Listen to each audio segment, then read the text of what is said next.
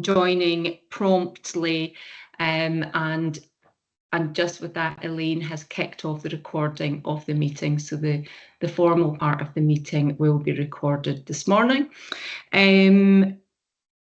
Do we have any apologies? I don't think we can, because it looks like we've got a full house. Do we have any apologies that I need to note?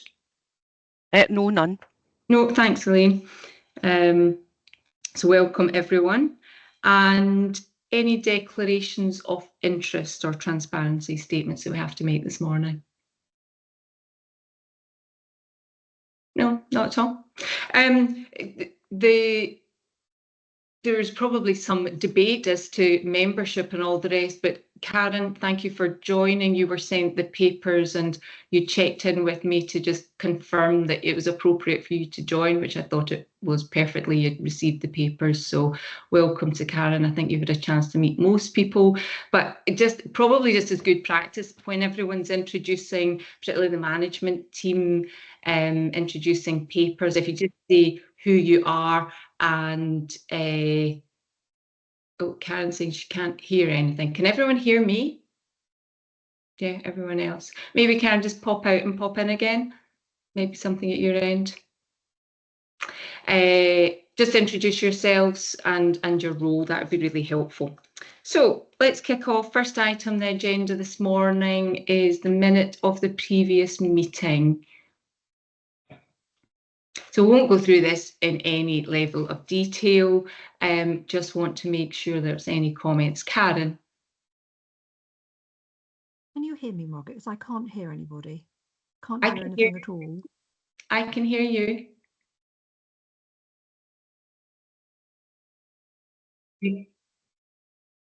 Yeah, the suggestion is log out and log back in again might help. When you were speaking, we could hear you, but you can't hear me, so that doesn't help. We'll just carry on. The minutes of the previous meeting, do we have any comments or questions on those? Don't see any hands, so we'll take those as an accurate record and approve those minutes. Thank you. And then we're straight into internal audit this morning. Welcome, Karen. Item 2, we've got the progress update. How are you? I'm not too bad. For anybody that doesn't know me, I'm Karen Campbell, the Interim Chief Auditor for the IJB. This report provides you with details of the progress of our internal audit plan within the Integrated Joint Board. There's one audit engagement which we're currently working on at the moment, which is the financial planning, and it's nearing completion, and I hope to have that issued by the end of the month. And we're just about to start planning our review on the local code of corporate governance, which is just a short review to make sure that it's been followed.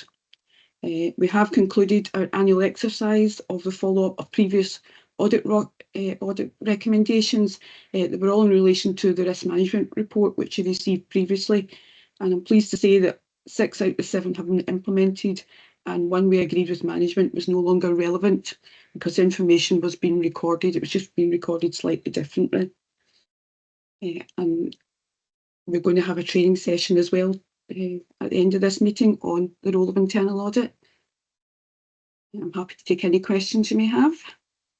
Thanks, Karen. That's super. That's a really helpful summary of the papers.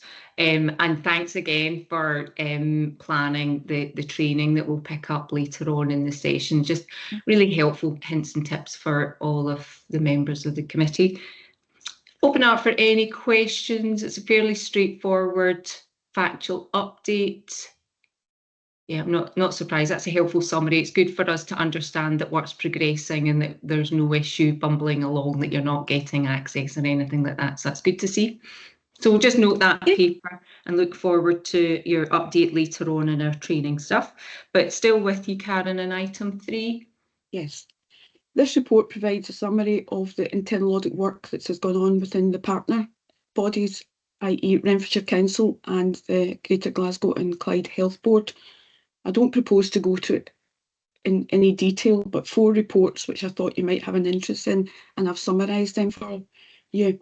You may recall at the last meeting I mentioned that we're only getting very summarised information from the Health Board, but that has now been sorted out. It was due to a change of personnel and their understanding of what we have to receive. but now I'm getting fuller reports, so I'm able to give you more information. And in 4.2 of the report, I have mentioned that the Health Board auditors have a system in place that they follow up quarterly on audit recommendations, and they're quite happy at the moment with how they're being implemented by management. They're satisfied with the progress. In the council, I do it annually, and at the next board meeting, I'll be able to give you an update because we're working on that exercise at the moment. And I'm happy to take any questions you may have. Super. Thanks again for that, Karen. I've got a question from Fiona. In you come, Fiona. Thanks very much, Mags. It's really just one of the points in terms of areas of improvement, and it says formally documenting arrangements for ensuring that parents are only removed from delayed discharge years lists where it is appropriate to do so. And I suppose it just sounds a bit concerning for me because it kind of potentially hints at the fact that people are removed from a list when it's not appropriate for them to be removed. And I know that quite frequently we celebrate how well we do with delayed discharge, so I just wondered what the implications of that was. What does that really mean? I doubt Karen will be able to answer that. I sit on the Audit and Risk Committee for the Health Board, Fiona. So we spent a huge amount of time going through this, as you could probably imagine, as we regularly do. There are lots of reasons why people could come on and off a delayed discharge. A simple example being the person just becomes more ill again, and actually they're not a delayed discharge anymore because they need to be in hospital. And that's a really straightforward, there's lots of wee quirks of what might cause that. And I think when you're sitting at board level, it can be quite easy for us to say, well, it should be straightforward and clear cut, but you know, the ward situation is never quite as straightforward as that. So I think all the assurance I would give you around this work is that we have spent a lot of time at the Health Board challenging the processes and the follow-up, and this will be subject to a detailed follow-up report from the auditors. So it's a regular item. I mean, that's the Health Board. One thing that's probably useful for everyone as a reminder, the Health Board audit findings are not just about Renfrewshire. So I realise you might not have picked that up. So that is across all 6 partnership areas. So they're quite varied, as you probably know. So there would be no mechanism, because the systems actually, whether it's finance, HR, all the major systems that you would expect auditors to give assurance on, are not segregated across the partnership areas, so the controls are the same. So internal audit reports, and of course our other partner, the council, is only reporting on Renfrewshire. So you have a disconnect there. So it's probably a reminder for us as a committee that we are not responsible operationally for the follow-up of the internal audit. That must sit with the partner bodies, and the responsibility sits with those. This is really for information and a understanding of what's happening. Your question's valid. I'm not suggesting it's not, but we're sort of comparing 2 different things a little bit. Does that help? Yeah, thanks, Max. That's really helpful. Okay. Sorry, Karen. I know you don't know the Health Board side as well. But usually if it does specify anything within Renfrewshire, I would try and mention that in the report, just so you're getting an awareness of there could be specifics, I guess, while it's across. There could be, if it was targeted on a particular location, then you could draw that inference, but I don't think that would be the case here. No. Thank you. I'll stop. It's not my job to explain all the papers. Any other questions for Karen on the partnership work? I guess also just to note our thanks for giving the extra detail that I think particularly Lisa Marie you'd been keen to see. Thanks, Karen. So we'll note that update and the continued work that's happening out in each of the partner bodies, and that the follow-up is happening. Thank you for that. So that takes us on to item 4, which is the update on the risk and issue register, which we're seeking to approve this morning. So welcome, David, this morning. Thank you. Yeah, for everybody who doesn't know me, I'm David Fogg. I'm the Strategic Lead and Improvement Manager within the HSEP. And I'll be very brief in my update, as members will note from the cover paper that there's been very limited changes to the descriptions of some of the risks in the paper, and there's been no new risks or issues added in this period. Whilst the risk outlook does remain extremely challenging, I would say that the register itself, in terms of risks and issues included, and also their ratings, is much more stable currently, and there are fewer changes that are being made between meetings of the committee.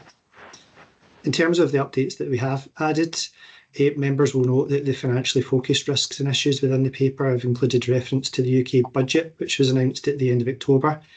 And whilst that's stated that additional funding will be provided to the Scottish Government, we don't yet know what impact that funding will have until the Scottish Government's budget is announced on the 4th of December.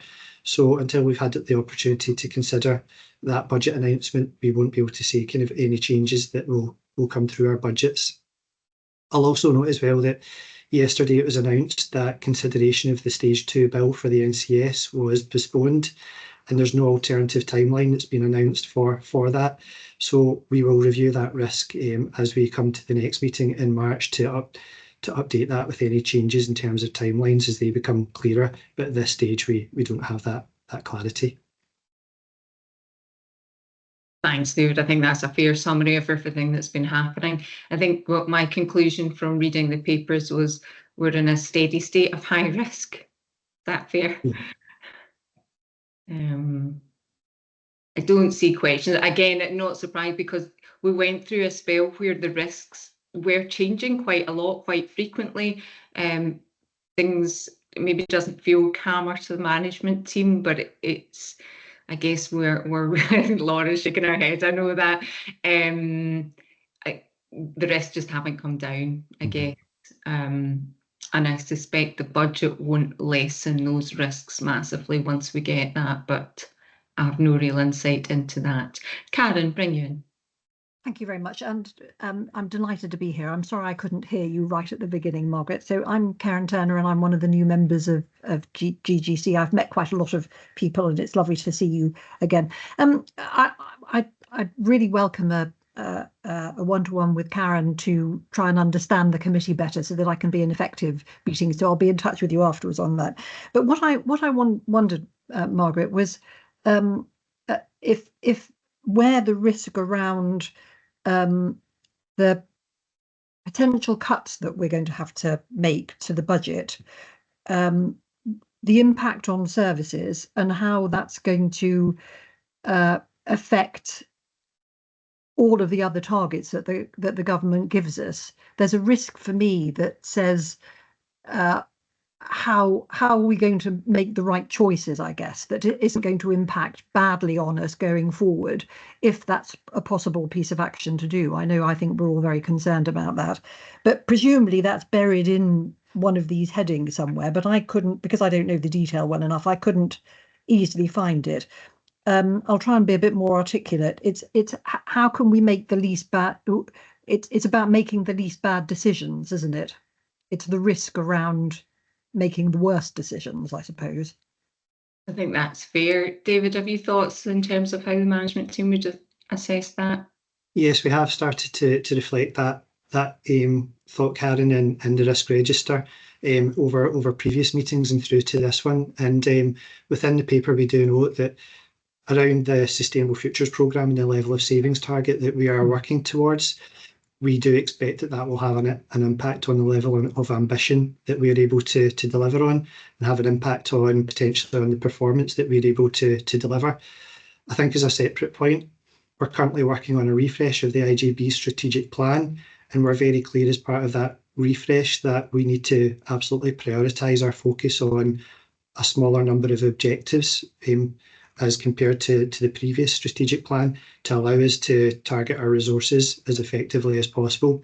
But we are very clear that we need to monitor the impact of those decisions on our performance as well, and note that it may impact the level of performance that we've been able to deliver in the past. That's really helpful, Margaret. And I think I was able to join the older people's discussion as part of the Sustainable Futures, and it was really encouraging to look at how everybody there was trying to think of different ways of doing things. So money wasn't the driver necessarily. I mean, clearly it's going to have to be one of the outputs, but it was also a realization that we don't have to continue to do everything we are and just slice off a bit. If we look a bit more imaginatively, this is what people were saying, and they were looking imaginatively. I don't know if any colleagues here were there with me on that afternoon, but there were a lot of interesting thoughts that could be budgeted very differently if we do things in different ways. And the bodies representing the older people, I think, were the ones that were really driving some of this, and it was very interesting. So I look forward to that plan and the debates that we're going to have around that. Thank you, Margaret. Thanks, Karen.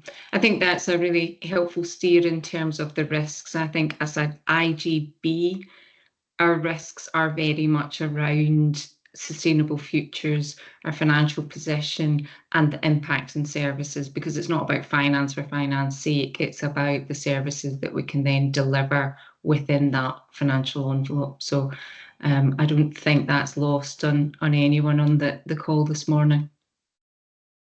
Any other questions on the risk paper?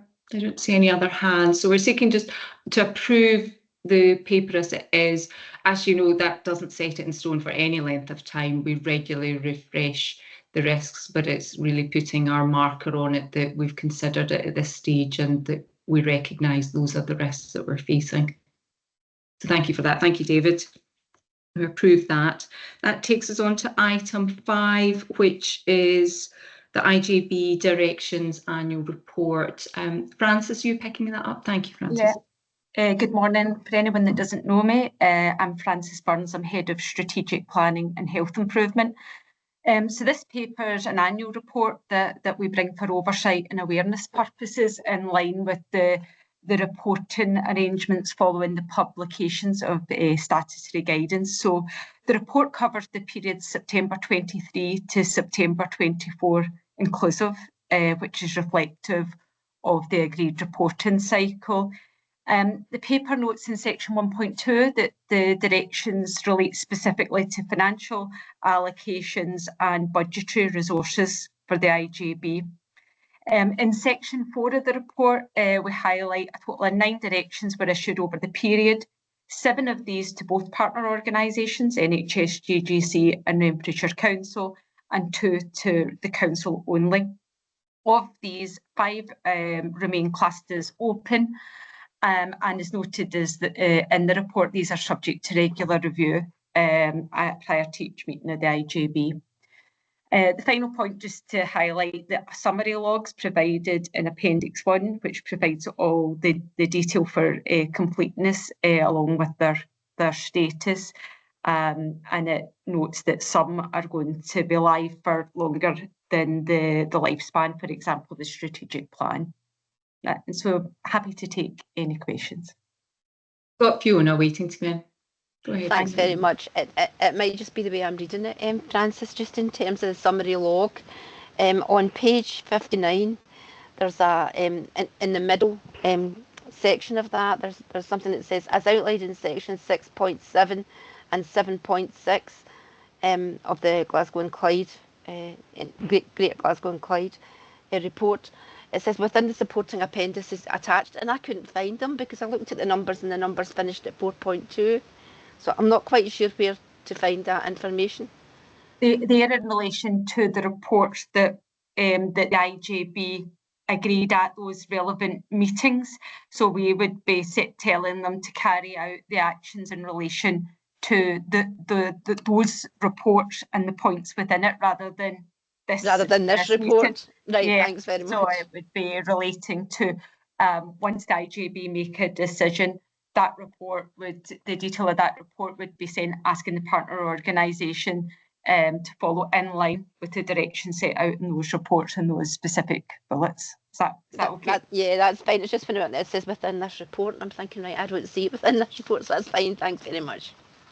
I like those questions, Fiona, because it shows that you've gone through all the papers in detail. So And I do you know, take I'm a a huge demon. amount of assurance from that. So I'm a demon no, for detail. and it probably is just as a reminder. So this report in itself is just really a wrap up of everything that has flowed through the IJB during the year. So that we're not being asked to make a decision around any of these. The decisions have been made at other points, which is where that confusion, because that's sitting with a separate report, but a good spot that it doesn't really make sense in that table, Fiona. Thanks.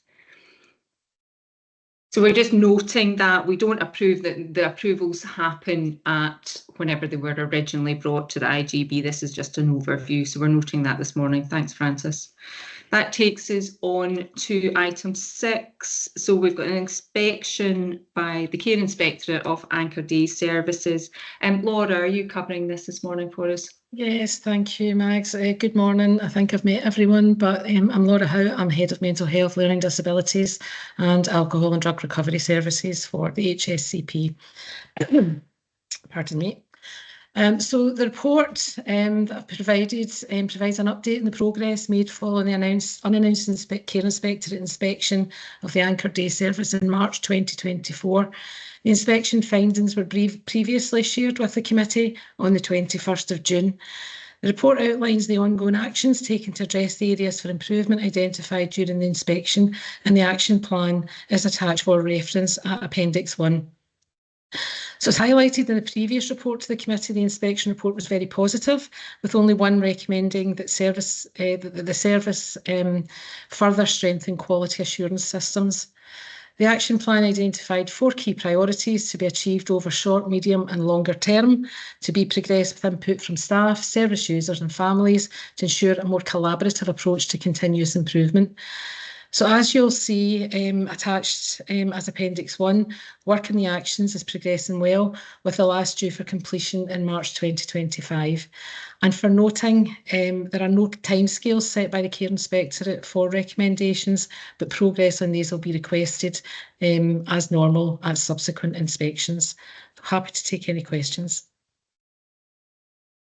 Super, thanks, Laura. That's helpful. The follow-up and the progress out of these reports is the thing that actually has the biggest impact, really, because it shows us that action's been taken or recognising the importance of these inspections. So it's really helpful. So just your point at the end there, the Inspectorate doesn't say that they will follow these up at X time in the future. You just know that they will be wrapped up in any future inspections. Is that right? So it's usual for recommendations to be followed up at a subsequent inspection and form part of that subsequent inspection, just to make sure that the actions have been taken and the Inspectorate are satisfied with progress.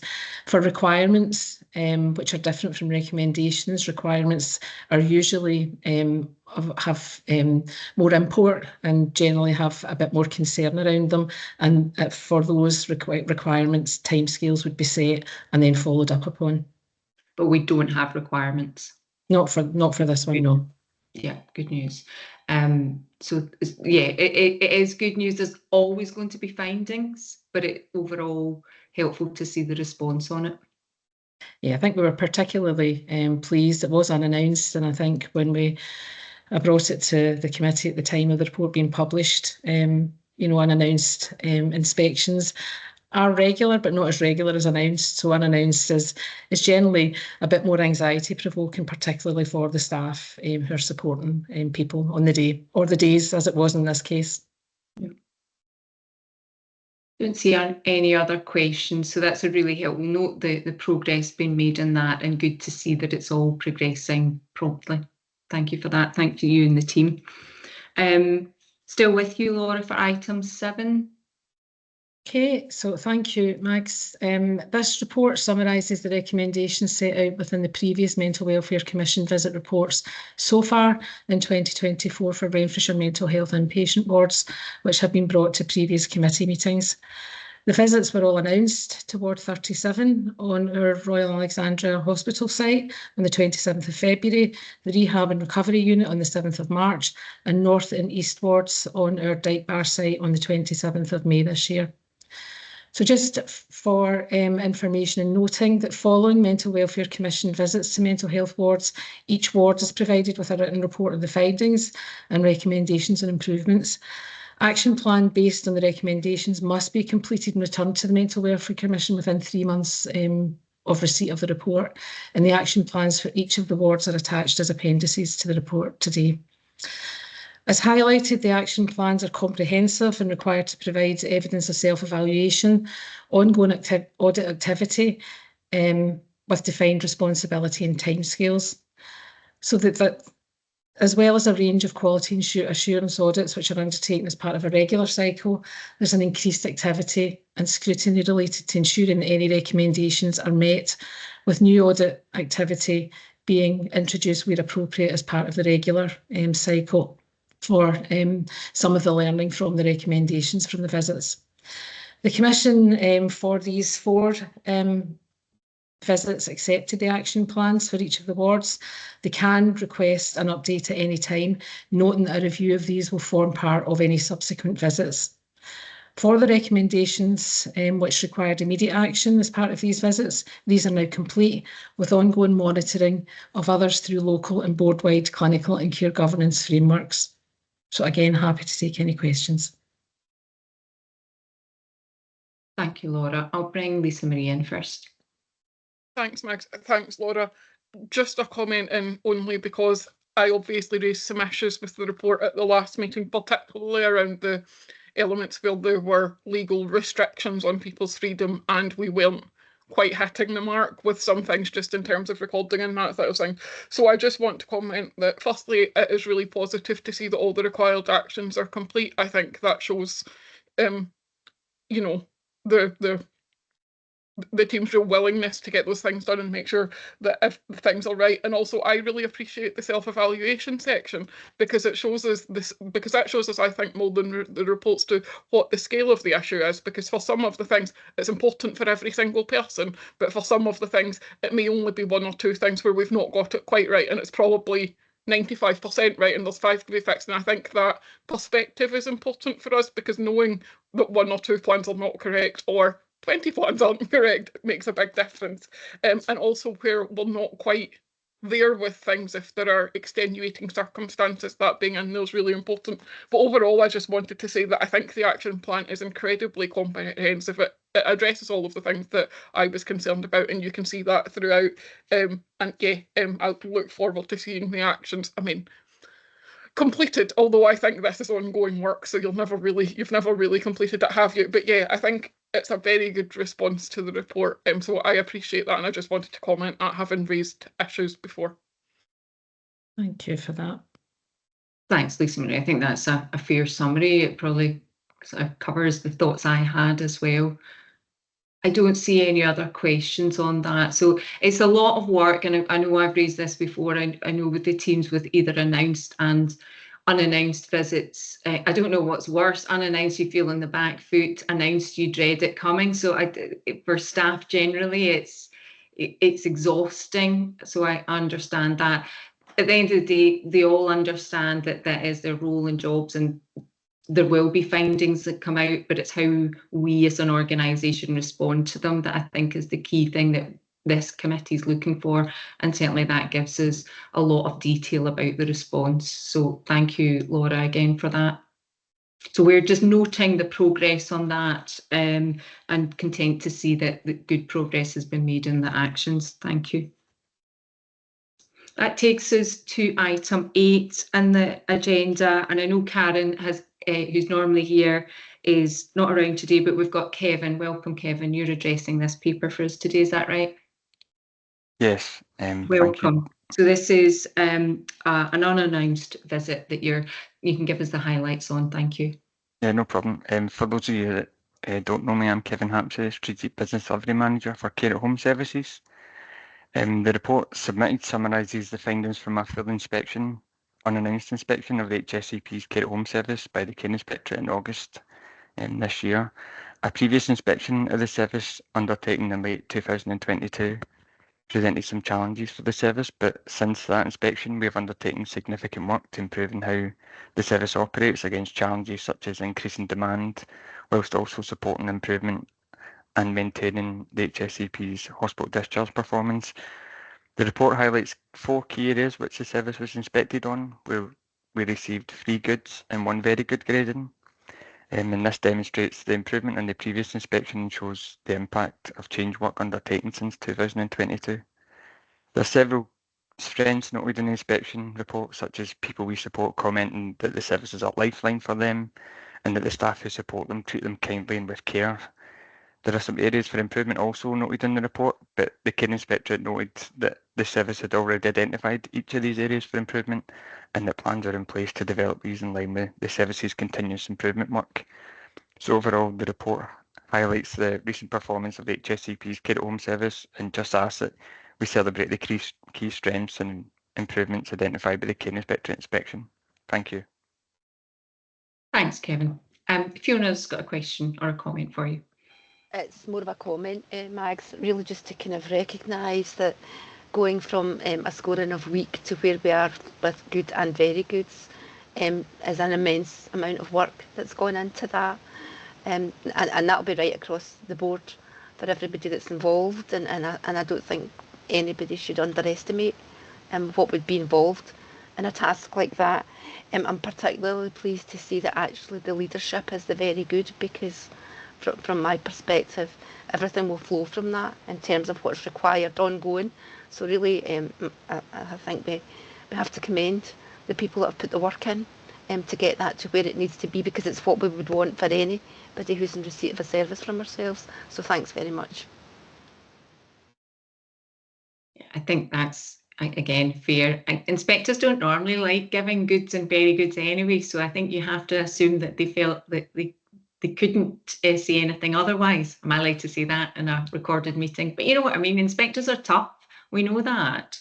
And rightly so, because it's important that they're independent, but equally, and I'm going to read actually the recommendation to celebrate the key strengths identified. It's not often we get that in a recommendation in a paper. We're not just noting the outcome, we're actually celebrating that it is such an improvement. So Kevin, thank you very much for coming along.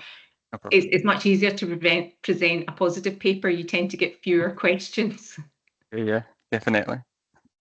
So yeah, we definitely note the improvement there, and really great to see the outcome. Thank you. Thank you. The next item, I guess, slightly different tone, I guess. Item 9, we've got the learning review of Child 3. Pauline, I'll invite you in for this. Thank you. Thanks, Mags. Hello, everybody. My name's Pauline Robbie. I'm the Interim Head of Service for Health and Social Care.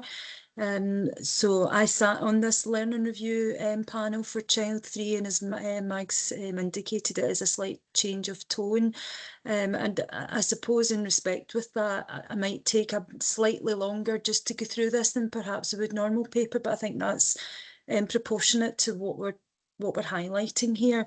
So I'm sure members have both read the paper and Appendix 1, which was the published executive summary around the death of Child 3.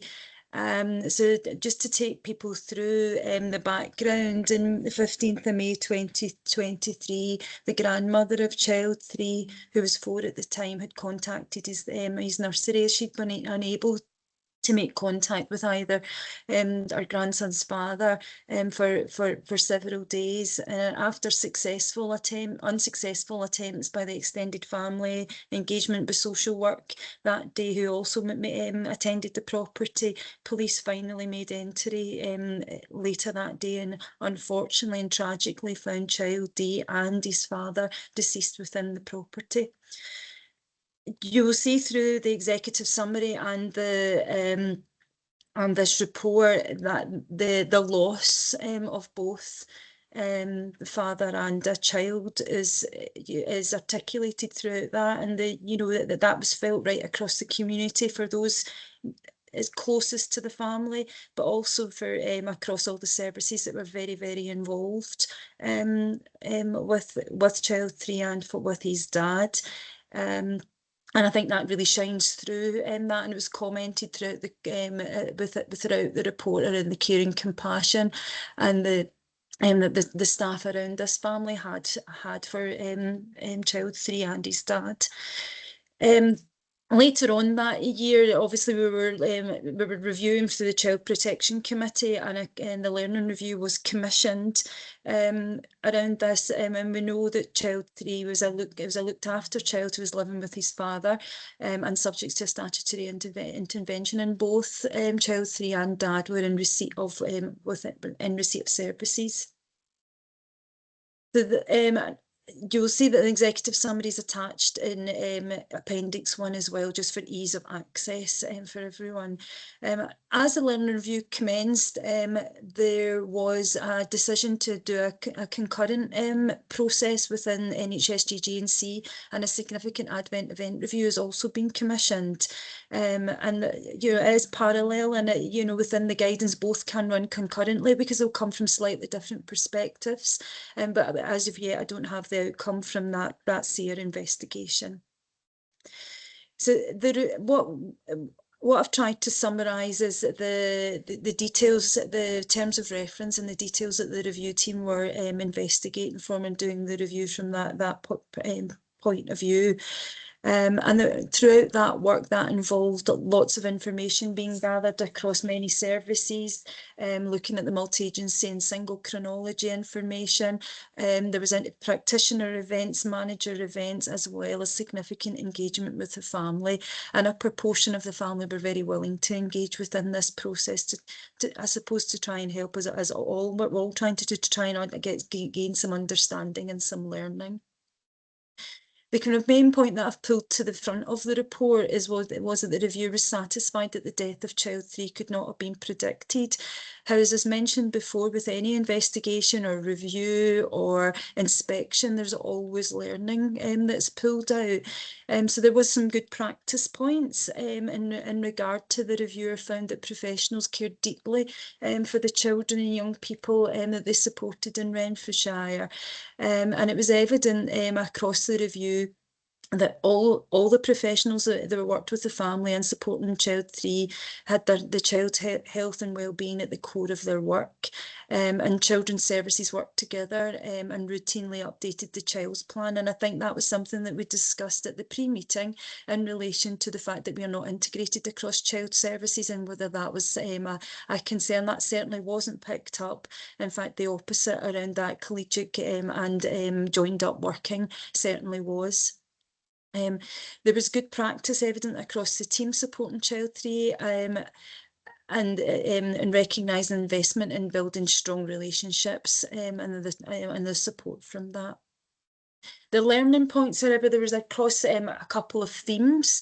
So the importance of family really came out, and that was around making sure that future parent assessment should include consideration of any history of domestic abuse and any history of parental mental health, and not trying to understand the impact that will have over parenting over time, and then the inclusion of contingency plans should there be an increase of risks. And also highlighting where adult mental health services may be involved with a parent, that they should also be included in that assessment process for parenting assessments, and bringing all that together a bit more formally. The family had noted that they felt they weren't fully included, and that there is some learning around how do we make sure that they're involved in any kind of mitigations or risk assessments, and ensuring that they're involved in the contingency plan should they know any change in behaviour. They're very clear in how to contact and how to access services. The next theme was around liaison between child and adult services, and that was around understanding of the impact of mental health across on the child from an adult perspective, an adult health perspective, and understanding from a child perspective the impact of their parent having a mental health injury and a mental health condition. And it's that wider knowledge across services and how we engage with each other. There was also some reflection around the use of multi-agency chronologies, not just at times of preparing reports, but actually that ongoing connection around what's happening across multiple services that might be involved with a family. And the final theme was around the injuries in younger children, and within the report there was minor injuries that happened over a time frame, and whereas the reviewer did not view them as contributed to what happened a few years later, there was recognition that there could have been a more joined up of report approach at that point, and specifically around where did the IRD process come in around those events, and how could we make some improvements around that. Significantly, with the scene, although this was commissioned by the Child Protection Committee, given there was lots of learnings across the adult world as well as children's world, and the opportunity to join up a bit closer around that, there was recommendations that was shared with the Adult Protection Committee, and that we join up to look at the action plans in relation to how we work together to make improvements, and that's currently in progress, and we're looking to establish and develop our SMART objectives. And I know members will be really keen for those SMART objectives to be brought back, and the review of them and the work that we'll have done to make improvements, and rightly so. But I wondered if we, as part of this discussion, we could agree how we would want that done, because these will be reported through Child Protection, Adult Protection, Member Officer and Chief Officer groups from the governance process around public protection, but will also be picked up through the Executive Governance group as well. And I wondered if I would be able to include them in our 6-monthly governance report rather than having a separate report. But I'm happy to take any questions, and if we could agree that, I think that might be useful. Thanks, Mags. Thanks, Pauline. Thanks for taking. I think it was appropriate that you talked us through that in a bit more detail than some of our other reports that are a bit more functional. It is one of these reports that's very difficult, and that headline of the death could not have been predicted doesn't lessen the need for change, and I think that comes through quite strongly, and lessons learned. So I think that's is very positive in that sense, that we're not sitting lightly saying, well, we couldn't have predicted it, move on. That's absolutely not what we're seeing here.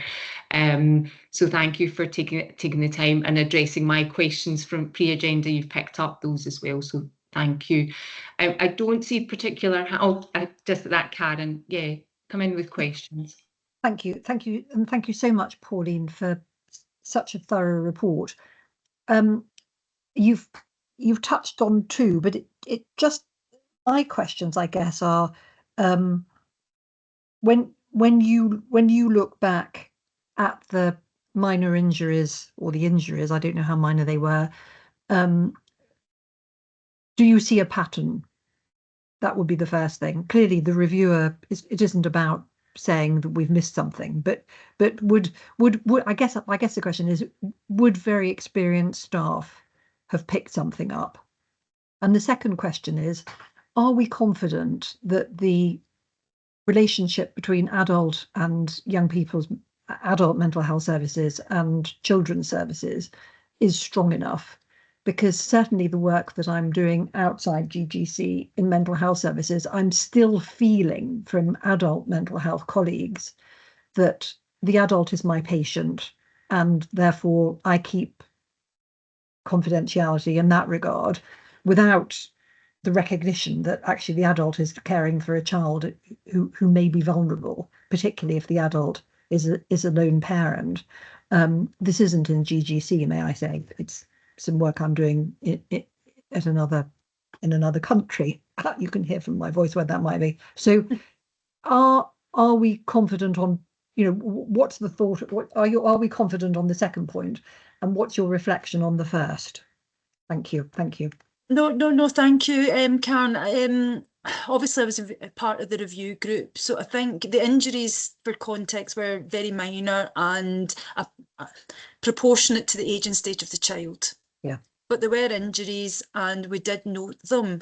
I think it became more stark, as it always does when you have the story in front of you and the date, time and the chronology. So yes, you started to think, was Dad struggling around about this time? Did he require extra support? And I think that's what was picked up later on around chronologies, and not just potentially using them for set points in time regarding report writing, but actually looking at them, having a sense check maybe every few months, is there anything happening? Because you could certainly see very good collaboration across GP, across mental health, across children's services and across social work. You could see people, and it was recorded and mimicked in all the different records, because as you know, we're not in one system.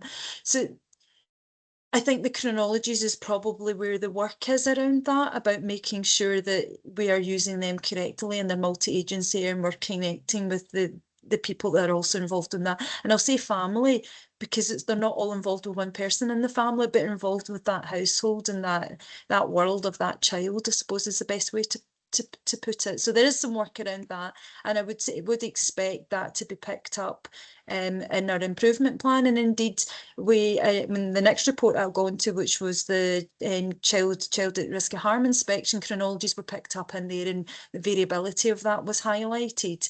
So there's definitely some improvement work around that.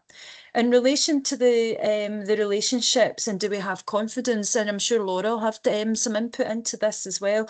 That absolutely is something that we want to improve within all our services, and it's not just health visiting, social care services and mental health services, but we're looking for the maternity services and all the other services that may be involved with children and adults, and how do we join that together. I'm not seeing preciousness in relation to inappropriate not people not sharing or feeling that it's inappropriate to share, but what we are really keen is that we link in with people, and we know that, and we understand, because we did know that this gentleman had mental health issues, and how do we link in with that, and how do we make sure that we're speaking to each other, and that certainly will be one of the highlights of the improvement, I would suspect. Yeah, can I just come back, because this relates to my point earlier, Margaret, about risk, our sustainable futures thinking and discussion. It seems to me that in this area, the highly trained, health visitors particularly are very highly trained people. They've got a lot of experience under their belt, and what we've got to be really mindful of as we look for savings is that we're not undermining this sort of work. I think particularly this is one of my fears across. So somebody phoning me. Sorry, I haven't turned my phone off. This, we've really got to be terribly mindful of any unintended consequences of this sort when we're looking at how we change services and how we reduce the budget. And I think this is an area that is one of the ones that concern me. We've got a lot of children in need, haven't we, in our patch? And I think some of the reports that I've read already show how well we're doing on a lot of areas. But these sorts of things make us stop in our tracks quite rightly, in the way that you've described, Pauline, so helpfully, and ask us to look, because this is devastating. And we have to be mindful of that. I'm so grateful for your candid response as well. So thank you, and thank you, Margaret. Thank you, Karen. I think that was a good link back to the risks around all of these services. Fiona, you've been waiting. I'll bring you in.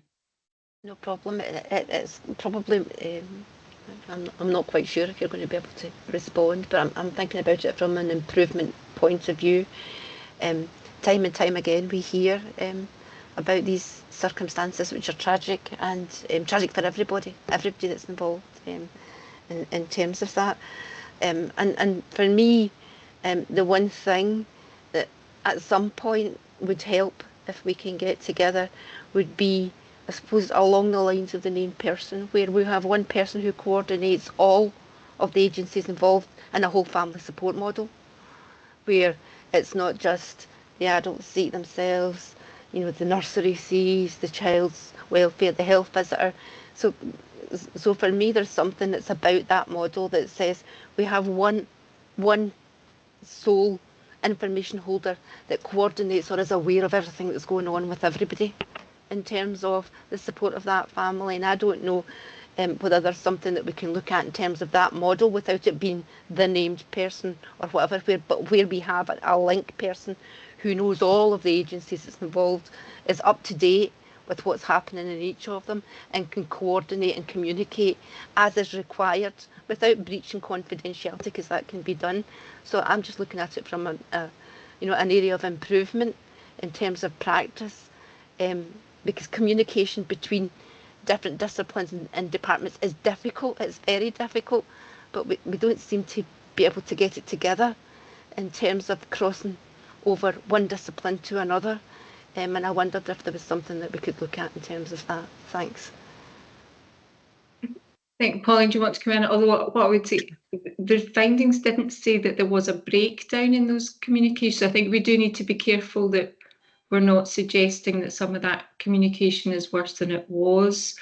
I think that improvement is different from where there's breakdown. So that I'm just flagging that difference in there. But Pauline, you can respond more fully than me. Yeah. I mean, I think we have got a good platform. I don't think there wasn't major failings which would have been identified. What we could see was people connecting with the right people. I think when we're holding that it couldn't have been predicted. There was no overt signs that anyone, inclusive of their family, could have nailed that would have said that was the change. But I think, as I said, when you review things and you look, you peel back the onion and you peel back the layers, there's always points that you think, perhaps we could do better with that. So, I mean, I notwithstanding your option, around that, having that coordinator point is, but we are to operationalise that. I think is. It might have blown my brain a wee bit, Councillor Nicholson. I'm thinking, oh my goodness, how would I do that? But I think we're in an integrated, we're in an integrated service. Even though we're not formally integrated with children's services, we work in an integrated way. So I think our opportunities around processes and pathways and relationships, opportunities for joint learning, bringing people together to talk about mental health across a family, I think would be really powerful, and just make sure that we've got our staff with the right information and the right network, I suppose, to be able to connect properly. And I think that would be really, really useful for people moving forward. And there's an impetus to do that. Nobody wants to find that somebody's been put at risk, and certainly not the staff group. They're absolutely clear, and they want to get this right. And we want, as managers and leaders, we want to facilitate that. Thanks. Hope that helps. Thanks, Fiona. Thanks, Karen, for your questions on this. Bringing it back, Pauline, to the update, you probably sense it's, given the findings are, there's a longer lead time in terms of improvement and work that needs to be done. I'm content to go with your proposal with the timescales that you think suits best around your, when would that 6-monthly update be, Pauline? I don't It's March and September I've been doing it. So there'll be an update in March and then a repeat. The kind of annuals in the mid-year's March and annuals September. So would March be too soon for this? I mean, it will be, they're working on it just now, so I suspect we'll know what the actions are relatively soon, and be commencing work, but it will be reported through, so the mental health actions will report through Laura's governance group and come up to exec governance. They'll all come through the public protection, so I will pick them up for exec governance and on these reports. It was just to save a separate report, but I was happy to be guided. I would quite like for it to have gone through those other governance routes first, which have a much more hands-on impact. I see nods from Lisa Marie and Fiona and Karen. So I think that makes sense, as opposed to us getting it when it's a little bit half-baked, for lack of a better term. So we'll be looking at September time for that. That's fine. That's fine. Thank you. I'll make sure it's on the report. It will be anyway, but I'll make a point to note it. Yeah, I don't think there's a need for it to come to us earlier than those, so that's helpful. Thank you for that. Thanks for everyone's time on that item. Longer than we would normally spend, but helpful. We're still with you, Pauline, for item 10. Okay. Sorry, my mouse has decided not to work, so bear with me. Item 10 is the report on the children at risk of harm inspection. Sorry, I'm having an issue with my, there we go. Technology works when you know how to work it, I will say. So the Children at Risk and Harm inspection, which was conducted in Renfrewshire, across Renfrewshire Children's Partnership, it was for the period of April 2022 to April 2024. So members will be aware that we brought some updates around this to IJB as well. And I suppose it changes the tone slightly from my last report, in that this is a very positive report and actually quite a nice one to, I suppose, be at the end of your meeting or towards the end of your meeting. The evaluation of the quality indicator 2.1, which was the evaluation of the impact on children and young people. And this indicator, with reference to children at risk of harm, considered the extent to which children and young people felt loved and valued and fulfilled and secured, felt listened to, understood and respected, experienced serious, sincere human contact and enduring relationships, and got the best start in life. And the evaluation for that indicator was very good, or 5. And I think it's fair to say we were incredibly delighted that all the good work across the partnership, and with that I mean education, social work, police and health services, and the reporter, we were all absolutely delighted with that, and you know, highlighted all the good work and the joint work that had been happening over the period. So the inspection recognised that there was multiple services involved, and they also highlighted that all worked collaboratively together, and that was really important, I think, for us to see that. There was a huge amount of work that had happened from May right the way through to September to the inspection concluded, and I've listed everything there, so you can see that the views and experiences children and carers were taking on board. There was a review of the practice by reading records. They reviewed a wide range of documents. There was a staff survey carried out. They met with approximately 253 of our staff and all the leadership teams and committees that oversee the child protection issues within the area. And there was major strengths identified across and that had significant positive impacts on our children and young period inspections experiences. And there was one area of improvement that was identified, and it wasn't a requirement, it was a suggestion that although we have we've built an already available mental health services, there was there was one area of improvement suggesting that as a partnership we continue to build in our available mental health resources, recognising that they're there but not always readily available. And there was other areas that it was a more a build on. So we know that we gather extensive data, but we've not quite got to the point that we've got established methodologies across all the different services of bringing all that together to understand that fully. They identified the quality of chronologies, while some were really excellent and good, others were variable in quality, and that is an ongoing improvement work that's happening across both children and, I have to say, adult services as well. And they were looking at having specialist and targeted services, that improvement of that network across those services in the community to help reduce further risk. So yeah, I think the conclusion was that, you know, a very good report, very good services. We were working all well together, and they were confident in the ability of the partnership then to take forward any further improvements and continue that work. And an action plan will be delivered and drafted forthwith. I have not yet had sight of that yet, but that's in progress. So I hope that's a reasonable summary, and in Appendix 1 we've included the full report for people to read. I'm sure you've read it already though. Yeah, super. Thanks, Pauline.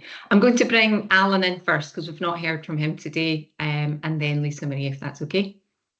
Thanks, Chair. Sorry, Councillor Hughes, getting brought in there first. It was really just to pick up. I mean, it's a great report, but it's really strong, and I'm being rather selfish here, really strong sort of relationship with the third sector in there as well, which obviously counts as one of the sort of partnership members within that point. And I think obviously identifying people like Home Start and Start as good examples of that, particularly in relation to the whole family wellbeing approach, and obviously the really successful, as it has been over the years, Street Stuff programme, which is I think a great example of real partnership working that Renfrewshire has championed for a long time. I just wanted to pick up the point about data. We're already picking up through the CLD oversight group in the review for community learning development this aspect. We do collect lots of data in the partnership, but we're not great sometimes about actually working with it together as partners. So it's interesting that point's been picked up there within that service area, and it's definitely something that kind of obviously crosses into the community learning development world as well. So I'll maybe raise that as part of the executive team that's looking at the plan for CLD going forward. But thanks overall. Thanks, Pauline. No worries. I think it's always good when things are picked up in inspection that we know. It almost affirms and gives a bit more of an impetus to get things moving along. So yeah, appreciate you picking that up. Lisa Marie, thanks for being patient. Thanks, Mags, and that's okay. I almost put my hand down to let Alan speak first, so you did exactly what I would have done. I'll be brief, but I just wanted to comment on how very positive this report is. You made a slight joke earlier that the inspection services don't like giving out goods and very goods, and you're right, so I'll say that as well. But I think what other people around the table may not know is there's only 3 other local authorities in Scotland that have a very good for these reports at the moment, so we are, doing the best we very can, really, in terms of what we're doing for our young people. And a massive thanks to the staff across all of the partners, and that is third sector, council, health, because what's shown is children who are experiencing the most difficult things you can in life, and staff who do possibly some of the hardest but most rewarding work, and everybody working together to make it as good as it can be. It's people making changes to people's lives, and I said this at council, this is the 3rd time I've seen this report, and I've talked on it every time I've seen it because I just think it's excellent. I think there's also a massive thank you to the young people for being willing to step in and engage and be part of services. They are required to be, but lots of people who have been involved in this will have been involved in it at times where there are multi-member family member issues. The situation's quite tricky, and their experience with agencies before this may not have been positive, and the fact that our team are working at this level to support children who are at harm to have a better life experience and to feel like they're held and respected and safe, that's an enormous amount of work. So I just can't thank the team enough. You all do brilliant work, and it's often very difficult, and you walk in and do it every day to make sure children are safe, and I think that should be noted. Thanks, Lisa Marie. I'm sure that's welcome.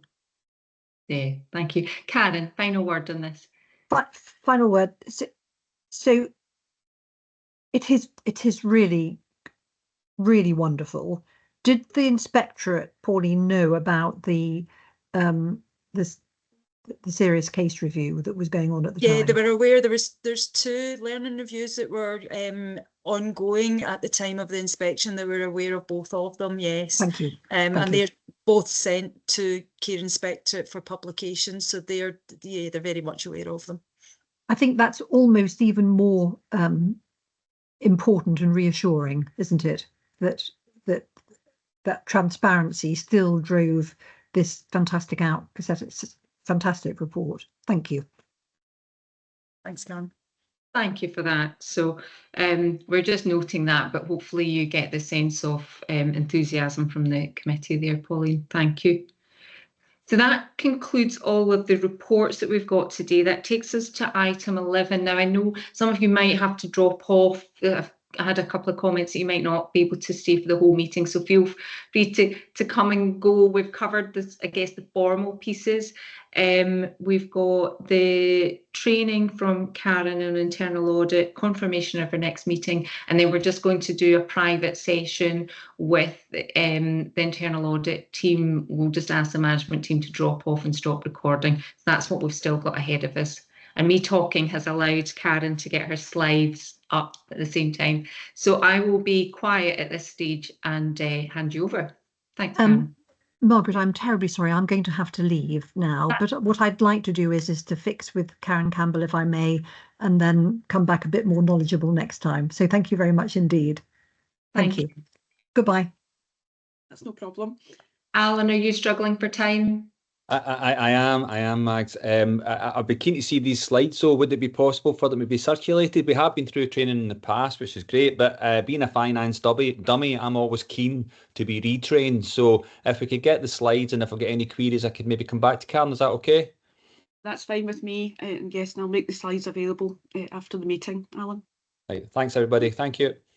Thanks, Alan. Kevin, you okay? Yeah, fine, thanks, sorry. Okay. James is very kindly going to move the slides along for me as we go through things. I've just got a few slides just to share with you. The first one is really the definition of internal audit. Basically, this is taken from the Public Sector Internal Audit Standards, which governs how my team operate. CITFA produce these standards as they are the standard setters for the public sector. So basically, we're an independent, objective assurance and consulting activity, which reviews the governance arrangements in place and the risk management and internal controls which are in place within the organisation. It's not our role to put these in place, that is management's role, but we do provide assurance over their adequacy and effectiveness. The internal audit arrangements within the IJB and also the partner bodies. The IJB must have an internal audit function, and it's the IJB that appoints a chief internal auditor. Now, usually that is from one of the partner bodies, which is myself at the moment. We're responsible for auditing those functions of the IJB, not the delegated services. That really is up to the partner authorities, and both the Health Board and the Council have an internal audit function in place, as you know, because you get reports of the reports that they have prepared. And we have regular liaison and sharing. It's good practice to have regular liaison with the internal audit bodies, and we do have a quarterly meeting with the Health Board auditors, which is useful just to discuss points it's coming up and work plans, etc. And the audit reports, as I've said to you, covers the areas which the partner bodies receive reports upon. It is important that we are independent from management because we're given assurance over the functions that they're responsible for. So we operate, as I've said, we operate to the public sector internal audit standards, which also includes a code of ethics. We have an internal audit charter, which this board approves, and that just sets out the roles and responsibilities of internal audit and how we'll operate and management's involvement. Have a professional duty to provide an unbiased and objective view, and we're totally independent from the operations being evaluated. Our charter does state that we have free access to senior officers and the chair of the audit committee, and I report directly to yourselves as the committee, which is a good practice. That doesn't happen in all authorities, but it does here. Our aims are to provide added value, and we do this by helping achieve organisational objectives from combining assurance and consulting activities. By assurance, I mean I give you assurance of how well systems and processes are working throughout the organisation, and we make recommendations to address any areas of weakness. Consulting activities involve helping to improve those systems and processes where necessary. And I would like to take the opportunity to mention that we do have a good working relationship with senior officers within the IJB, and they often come and ask us for advice about any changes, etc., they're going to make to the processes or anything they're not sure about, and I'm happy to help. Basically, we can be considered as a critical friend, challenge current practice and make recommendations on how to improve any areas. We do assess the management of risk, and I think that's important to take into account how risky is the actual weakness that we've identified. We advise on improvements, And we also evaluate the governance arrangements in operation and make sure that they are working effectively.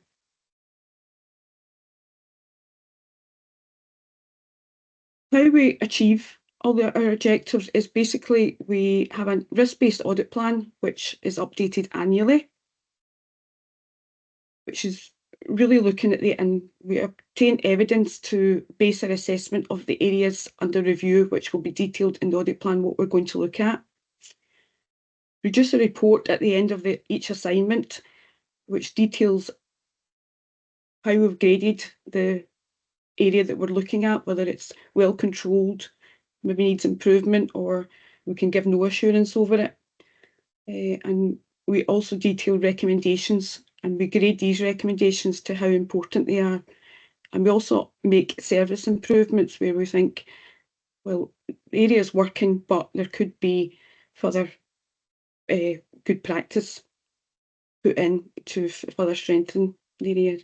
We regularly report to the audit committee, so I bring a report of the work that we've undertaken to every audit committee within the cycle. And I also produce an annual report which informs the annual governance statement for the IJB and how well the controls and systems are operating. My last slide is just to give you a bit of background to internal developments that are happening at the moment. Basically, there's new global internal audit standards coming into force from January 2025, which is not long away. But SIPFA are producing an application note, and the consultation is just closed about how these will apply to public sector, and they're expecting us to conform by April 25. What they're saying is you should be starting in April 25, achieving conformance, but you've really got that year to get things in place. And I've also out at the moment for consultation is a code of governance and internal audit, which will affect this audit committee, because it's really saying how internal audit should be governed and what support should be available. My proposal is for these documents is once they come out in force, I intend to do a self-evaluation and discuss with Mags as chair, especially the second one, but also bring any areas where we're conforming and where I think we need to work with, probably to the next board, to the next committee, if that's okay with yourselves. It may involve slight changes to our charter, etc., but I'll need to go through it in fine detail. And that's really a brief overview. Happy to take any questions.